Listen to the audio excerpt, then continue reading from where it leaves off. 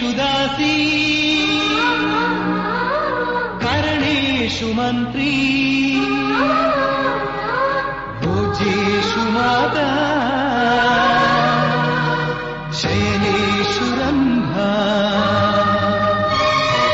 கல்யாணம் என்பது பூர்வபந்தம் உடலோடு குடியேறிட வாழும் சொந்தம் சம்சாரம் என்பது ஆதியந்தம் உண்டாகிடும் உறவாடிடும் அன்பால் என்றும் ஏழேழு ஜென்மமே மணமாலை பந்தமே ஆயிரம் காலமே வாழுமே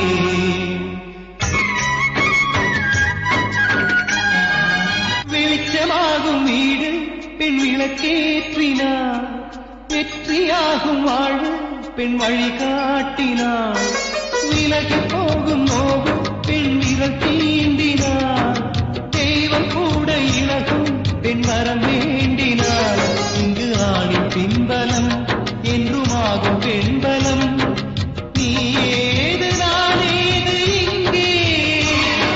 நம்மையெல்லாம் சுமந்தவள் யாரடா கல்யாணம் என்பது பூர்வபந்தம்